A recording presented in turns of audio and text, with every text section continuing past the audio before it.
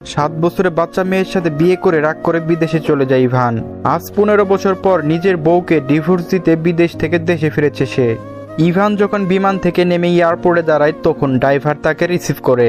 Ivan গাড়িতে উঠে বসে এরপর নিজের বাড়ির উদ্দেশ্যে রওনা দেয়। আজ প্রায় 15 বছর পর নিজের দেশে ফিরেছে সে। সময়ের পরিবর্তনে তার প্রিয় শহর সম্পূর্ণরূপে নতুন হয়ে গেছে।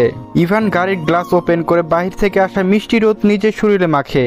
বিদেশে থাকতে নিজের দেশকে আর এই শহরকে অনেক মিস করেছে সে, কিন্তু তার আম্মুর ভুলের জন্য তার দূরে থাকতে হয়েছে সবকিছু থেকে।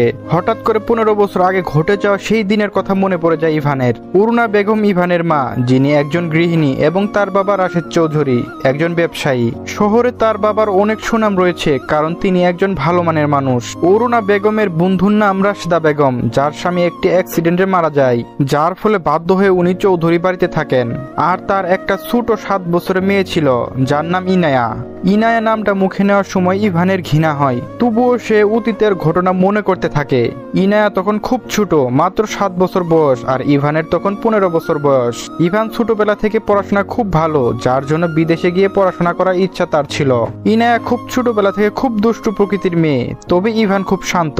ইভান নিজের রুমে অন্য কারো প্রবেশ পছন্দ করত না, কিন্তু ইনায়া সব সময় এসে তার ঘরে সব জিনিস এলোমেলো করে দিত, যার জন্য ইভান কখনো ইনায়াকে পছন্দ করে নাই, বরং সব সময় তাকে বকা দিত। আর ইনায়াদের এই বাড়িতে থাকা ইভান পছন্দ করে নাই, সে সব সময় ওকে কাজের লোকের মতো দেখে। একদিন যখন ইভান রুমে বসে পড়াশোনা করছিল তখন ইনায়া ওর রুমে আসে। ইনায়া বলে, ইভান ভাইয়া তুমি কি করছো? আমি বললাম পড়াশোনা করছি। কেন, তুমি কি দেখতে পাও না?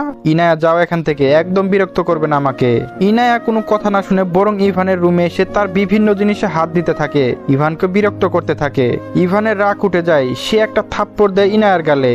বাচ্চা মেয়েটা গালে থাপ্পড়ে দাগ বসে যায়, সে কান্না করতে থাকে। যা শুনে অরুণা বেগম রুমে আসে আর বলে, ইনায়া কি হয়েছে, তুমি কান্না কেন করছো?